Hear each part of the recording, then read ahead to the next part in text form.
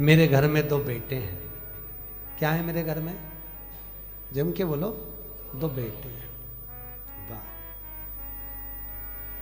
और तेरे यहां तो क्या भगवान की कृपा है, मेरे घर में ये 2 मेरी बेटी है किए देखिए। दूसरा बोला भैया भगवान ने बहुत कृपा करी, मेरे को तो इतनी कृपा करी कि मेरे घर में भगवान ने 2 बेटे दे दिए, चिंता मुक्त हुआ। दूसरा जो खड़ा था उसकी आंख में आंसू भर गए, मेरे घर में 2 बेटियां हैं। फिर बोला अच्छा हुआ भगवान ने मुझे बेटे दिए। कहाँ? बेटियों पढ़ने जाए, कॉलेज जाए, उनको लेने जाओ, छोड़ने जाओ, उनका ध्यान रखो, इसलिए अच्छा है घर में बेटे हो गए। भगवान ने अच्छा मेरे घर में बेटी नहीं। इतने में पास में बेटी खड़ी थी, बेटी ने अंकल का कुर्ता खींचा। अंकल, ओ अंकल। हाँ बेटा बोल। अंकल, भगवान बेटी हमेशा मन वाले को, दिल वाले को और किस्मत वाले को देता है, भगवान बेटी कभी भिखारी को नहीं देता। वो छोटी सी लड़की ने, छोटी सी बेटी ने अंकल का कुर्ता खींच कर दी, कहा कि भगवान बेटी हमेशा दिल वाले को, किस्मत वाले को, भाग्य वाले को देता है, भिखारी को नहीं देता। जिसका मन ही नहीं है दान देने का, जो बहन तक को तो कभी 1 रुपया निकाल के नहीं दे, कभी ननन तक को अठन्नी नहीं दे, भगवान ऐसे के घर में क्या छोरी देगा? क्या देगा? भगवान बेटी उसको देता है जिसका मन बड़ा। बेटी आ रही है, देव भाग्य से। और बेटी अपनी किस्मत। एक बार स्वामी विवेकानंद वैष्णो देवी की सीढ़ियां चढ़ रहे थे, एक किसान कंधे पर अपनी बेटी को लेकर जा रहा था, दूसरी बेटी का हाथ पकड़ के जा रहा था। स्वामी विवेकानंद ने कहा बाबा कहाँ जा रहे हो? ऊपर दर्शन करने। तुम्हारे को तुम्हारी बेटी का बोझा लग रहा होगा, लाओ मैं तुम्हारी बेटी को अपने कंधे पर बिठा लेता हूँ, ऊपर जगदम्बा के मंदिर में दे दूंगा, माँ देवी के मंदिर में दे दूंगा। इतने में किसान ने कहा स्वामी विवेकानंद जी, बेटी बाप के कंधे पर बोझा नहीं होती, बेटी जब तक कंधे पर रहती है तो बाप के बोझ को भी हल्का कर देती है, वो बेटियां हुआ करती हैं। बेटी बाप पर बोझा नहीं है। जिस बाप को बेटी बोझा लगे वो बाप नहीं हो सकता। किस्मत वाले हैं। एक बार बेटा अपने माँ बाप को दुखी देख लेगा, पर बेटी कभी अपने माँ बाप को दुखी नहीं देख सकती। थोड़ा सा भी दुख आता है ना तो बेटी कह देती मम्मी अगर तुम्हें यहाँ पर नहीं अच्छा लग रहा तो मेरे पास चलो, मेरे साथ रहना, मेरे पास में रहना, क्यों चिंता करती हो, चलो मेरे साथ में। वह बेटी होती है। जब तक घर में रहती है ना, कल आप लोग सुनेंगे पार्वती जी की विदाई, जब तक घर में रहती है चहकती रहती है, और जिस दिन चली जाती है तो तुम भी उसका मुंह देखने के लिए तरस जाते हो। बेटियां होती ही ऐसी हैं, बेटी का जीवन होता ही ऐसा है। मायके में रहती है तो जब तक कुंवारी रहती है पिताजी के साथ में बैठकर भोजन करती है, बाप के लिए आगे आगे बढ़कर पिताजी थक के आए चाय ला कर दे देगी, जूस बना कर दे देगी, दूध ला कर दे देगी, पापा से पूछ लेगी पापा कुछ थके हुए लग रहे हो, बहुत काम रहता है, मत करा करो इतना, क्यों करते हो पापा, टाइम नहीं मिलता, थोड़ा सा तो घर में रहा करो। बेटी एक ऐसी होती है जो बाप से आगे रहकर पूछ कर उनकी सेवा कर देती है, और एक बहू होती है घर में रहती जरूर है पर पति के लिए सब कुछ कर सकती है, पर जब ससुर थका मांदा आएगा पानी भी लाएगी तो टाइम देख कर लाएगी, चाय भी बनाएगी टाइम देख कर बनाएगी, और विचार करेगी कि सास बना दे तो सबसे अच्छा। परंतु एक बेटी होती है जो समय पर पिताजी को दवाई लेना है, और आज भी बेटी की भले शादी हो जाए पर बार बार फोन लगा कर बोलती है पापा शुगर बढ़ जाएगी, दवाई ले लेना, वो डॉक्टर बहुत अच्छा आया है उससे ले लेना, वो महाराज आए हैं उनसे मिल लेना। बेटी एक ऐसी होती है जो बाप के लिए तत्पर रहती है, बाप के लिए तत्पर।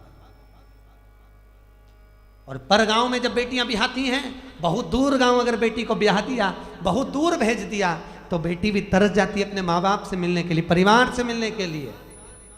और ऐसी कोई माँ नहीं जिसको मायके की याद नहीं आती हो। बूढ़ी से बूढ़ी को भी राखी पर, त्योहार पर, ऋषि पंचमी पर अपने मायके की याद आ जाती है, तो वो भी कह देती है तुम सब मायके चली जाओगी, घर में कोई तो रहे, एक काम करो पाकिट में 4 राखी रख दो, थोड़ी सी कंकु चावल रख दो, मेरे वीरा के लिए, मेरे भाई के लिए भेज दो। भले मैं नहीं जा सकती पर राखी रख के भेज देती। और एक माँ होती है कि बेटी के घर में कोई ना जाए ना, और पूछ लेती है पड़ोसी से, ऐ संक्रांति का त्यौहार है, पंचमी का त्यौहार है, सावन आ रहा है, तू जा रहा है क्या उस गांव तक? हाँ जा रहा हूँ। क्यों, क्या बात है? मेरी बेटी के थोड़ा सामान दे देना। तुरंत रात को बेसन सेक के लड्डू बना लिए, डब्बा में रख दिए, एक साड़ी रख दी, 2 बिछुड़ी रख दी, चूड़ी रख दी, और बेटी को जो अच्छा लगता हो, अगर हैदराबाद के बिस्कुट, मिक्सचर, सेव जो अच्छा लगे वो बांध कर पैकेट में रख दिया और झोला बांध कर दे दिया, ये मेरी बेटी को दे देना। कहना बहुत याद आती है लाडो, कभी तो आ जाया कर। बेटी को आवाज लगाकर बाप, पड़ोसी काका जब आवाज लगाता लाडो, ओ लाडो, बेटी दौड़ कर आती है, मेरे पास वाले अंकल आए हैं। क्या बात है अंकल? ये तेरी माँ ने भेजा है बेटा, तेरे पापा ने ला कर दिया था, ले।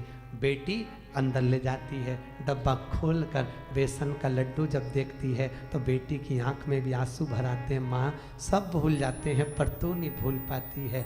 बाहर निकल कर आकर कहती है अंकल मेरे पापा कैसे हैं? पापा की पूछी, माँ की नहीं। क्यों? क्योंकि बेटा माँ को प्रिय होता है और बेटी बाप को प्रिय होती है। बेटी बाप को स्नेह इतना करती है, आते से पूछती है मेरे पापा कैसे हैं अंकल? और कैसे हैं, उनको कोई दुख तो नहीं है? बोलना, बहुत दिन हो जाते हैं, इतनी दूर गांव पढ़ना है अंकल, इतनी दूर क्यों पढ़ना दिया? मेरे बाबुल को देखने के लिए तरस जाती हूँ, कभी मिल ही नहीं पाते। भैया भी नहीं आता, 30 त्यौहार पर शहर में आता, काम करके निकल जाता, मेरे पास नहीं आता। क्यों? मैं उससे कुछ मांगती नहीं, मुझे कुछ नहीं चाहिए, 500 का नोट भी नहीं चाहिए, 1 रुपया नहीं चाहिए, साड़ी भी नहीं चाहिए, मैं आ नहीं सकती। घर आती हूँ तो मेरी भाभी को ऐसा लगता है कि ननंद आ गई, खूब लेकर चली जाएगी। मैं कौन समझाए भाभी, मुझे किसी चीज़ की कमी नहीं है। मेरे माँ बाप जब तक जिंदा हैं मेरा आने का मन करता है, मुझे बुलाते क्यों नहीं हो? बेटी एक ऐसी होती है जो भाव से दौड़ कर आ जाती है। बेटी का दिल ही ऐसा होता है। लोग कहते हैं बेटी की विदाई में सबसे ज्यादा मार रोई। शिव महापुराण में लिखा है कि बेटी की विदाई में सबसे ज्यादा हिमालय राज रोया, पत्थर भी रोया था पार्वती की विदाई में, पत्थर की भी आंख से आंसू निकल गए, हिमालय राज भी रो पड़ा। जानकी जी विदा हुए तो दशरथ जी जनक जी रो पड़े। बेटी की विदाई में जितनी माँ नहीं रोती उससे ज्यादा बाप रोता है। वो भी कह देता है इसको जो अच्छा लगे ना इसकी विदाई में दे दे, अच्छी अच्छी साड़ी दे दे, अटैची दे दे, देख ले जो चीज़ की कमी हो ना वो दे दे। पर आगे आकर कभी भी बाप रोता हुआ नहीं दिखता। दरवाजे के पीछे बेटी जब विदा होती है पीछे खड़ा हो जाता है, जा रही है, मैं कैसे विदा करूँगा इसको आगे से आगे कॉलेज ले जाना, स्कूल ले जाना, दुकान बंद कर करके चले जाता, ट्यूशन छोड़ कर आता। आज वही बेटी चली जाए, कहाँ देखने को मिलती। बेटी का जीवन बड़ा विचित्र है। जितने दिन घर में रहे साहब बहुत खुश हुई है, इसके आने से खुशी आई है। बेटियां आ गई, घर में आनंद आ गया। ननंद और बेटियां नहीं आए तो शादी का आनंद भी नहीं आता। इनके आने से कुछ नहीं दे पर आ जाए। क्या मांग रही हैं तुमसे? नहीं तो एक जायदाद के हिस्सेदार ये भी है, जिस दिन खड़ी हो गई ना अदालत में पसीने छुड़वा देगी, पूरे फ्लैट का हिस्सा लेकर जाएगी। कम नहीं, बेटियां होती ही ऐसी। क्या मांगा तक्ष प्रजापति? हे जगदम्बा, हे जगत जननी, हे अम्बा, हे भवानी, मेरे घर में बेटी हो जाए। जगदम्बा खुद बोली, दुर्गा खुद बोली, तुम्हारे घर में पहले से तो इतनी बेटियां, इतनी बेटी का करोगे क्या? जगदम्बा ने जब बोला, दक्ष प्रजापति कहते हैं जितने बेटों से सुख नहीं है साहब, बेटी का मुख देखकर सुख मिल जाता है, इसलिए मुझे बेटियां चाहिए। मेरे घर में ए जगजननी तुम प्रकट हो जाओ, ये मेरे घर में तुम आ जाओ। दक्ष प्रजापति ने जब कहा माँ तुम मेरे घर में आ जाओ, तुम मेरी बेटी बन जाओ, मेरी बेटी अगर घर में होगी तो मुझे सुख मिलेगा, मुझे आनंद मिलेगा। बेटी को कितना भी दुख होता है ना तो भी बाबुल से कहती ही नहीं है पापा मेरे को दुख है। हमेशा जब भी आएगी प्रसन्न दिखेगी, घर में कितना भी दुख रहे तो भी आनंद में। बेटा कैसी है? पापा अच्छी हूँ। बाबुल अच्छी हूँ मैं। कोई तकलीफ नहीं बाबा ठीक हूँ मैं। अकेले में रो लेगी पर कह नहीं पाई।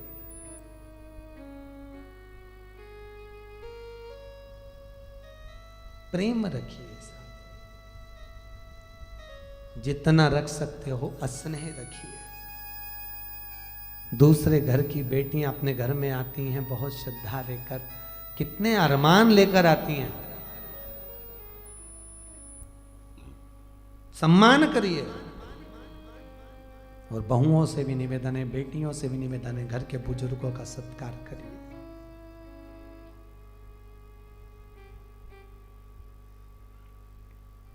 धन से नमन मत करो। माता पिता का, सास ससुर का पैसा नहीं चाहिए। पैसा अगर मिल भी गया, हिस्सा जायदाद का मिल भी गया तो चोर चुरा कर ले जाएंगे, वापिस रोड पर आ जाओगे। टैक्स का छापा पड़ गया, सब चले गया, कुछ नहीं बचा। माता पिता का जायदाद हिस्सा नहीं चाहिए। माता पिता की सेवा कर लो, उनका आशीर्वाद चाहिए। जायदाद का हिस्सा तो कब बर्बाद हो जाएगा मालूम नहीं पड़ेगा, पर अगर आशीर्वाद मिल गया तो जीवन सार्थक हो जाएगा। फिर हिस्से की जरूरत ही नहीं पड़ेगी। हिस्से की जरूरत क्या? नानी भाई का मायरा सुना है आप लोगों ने? बोलो तो, सुना है? नरसिंह मेहता जी की दादी जी मरी थी, आपको मालूम है? क्या नाम था उनका? अरे जल्दी बोलो, आप ही तो बोले नानी भाई का मायरा सुना है। अभी बोल देते नहीं सुना तो हम बताते। नानी भाई के मायरे में है ना नरसिंह मेहता जी की दादी जय कुंवर बाई, नानी भाई की परदादी जय कुंवर बाई जब मरी तो जेठानी और देवरानी, नरसिंह मेहता की पत्नी और नरसिंह मेहता की भाभी, दोनों रोई। भाभी सबसे ज्यादा रोई, गले लिपट लिपट के रोई। किससे? दादी सास से। इतना घूंघट डाल के रोई, चिपक चिपक के रोई, चिल्ला चिल्ला के रोई, डिजाइन में रोई, खूब अच्छी रोई। और थोड़ी देर रोई, उसके बाद में देवरानी से बोली तू रोले मैं पानी पी के आई। अब तू रोले तो पानी पी के आती। देवरानी जब रोने बैठी तब देवरानी को लगा, नरसिंह मेहता की पत्नी को लगा कि जेठानी जो इतना ताना देती थी, इतनी गाली देती थी, वो इतना क्यों रो रही है। जब देवरानी रोने बैठी तब मालूम पड़ा कि इतनी चिपक के क्यों रो रही थी। सास के कान में सोने की मुर्गी थी, इसको दांत से कतर रही थी।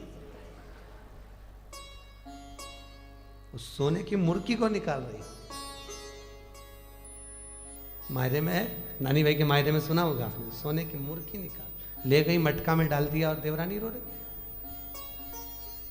जेठानी के पास में पूरा घर, जमीन, जायदाद, संपदा सब कुछ था, पर नरसिंह मेहता के पास कुछ नहीं था। कथा में सुना होगा, कुछ भी नहीं। उसके बाद भी 4 मंजिला मकान मिल गया, खूब राशि ठाठ हो गया। तो जेठानी ने गालियां दी किसको? जो बूढ़ी अम्मा मर गई जय कुंवर बाई, उसको, कि चुपचाप से दे गई होगी। चुपचाप से कुछ नहीं दिया, बस दादी ने अगर दिया तो आशीर्वाद दिया। वो आशीर्वाद इतना फल गया कि जीवन सार्थक बना दिया। वो आशीर्वाद इतना फला। धन नहीं चाहिए, संपदा नहीं चाहिए, दौलत नहीं चाहिए। भगवान के मंदिर में जाओ तो रोज रोज कुछ मांगना नहीं, भगवान से निवेदन करना। अधिक मास चल रहा है, अधिक मास की कथा पढ़ोगी तो उसमें लिखा है क्या लिखा है कि द्रौपदी जब ब्राह्मण की बेटी थी, बहुत छोटी थी, संत लोग आए, इसके पिताजी शांत हो गए। जब संत आए, संतों की इतनी सेवा करी, संतों ने कहा मांग बेटा तुझे क्या चाहिए। तो द्रौपदी ने क्या कहा था? मुझे सुंदर पति मिले, ज्ञानवान पति मिले, वीर पति मिले, अच्छा पति मिले, ऐसा पति मिले, वैसा पति मिले। द्रौपदी ने बस पति मिले पति मिले पति मिले 5 बार कह दिया था। तो संतों ने कहा जितनी बार तू बोली उतना ही मिले। ये अधिक मास की कथा में पढ़ा कि नहीं पढ़ा? अधिक मास की कथा में लिखा है, पोथी में आप किताब पढ़ेंगे अधिक मास की, तो पोथी में लिखा है जितना बोल रही है उतना पति मिलेगा, उतना प्राप्त हो। रोज रोज भगवान के मंदिर में जाकर भी नहीं मांगना, सोच कर मांगिए क्या मांग रहे हो।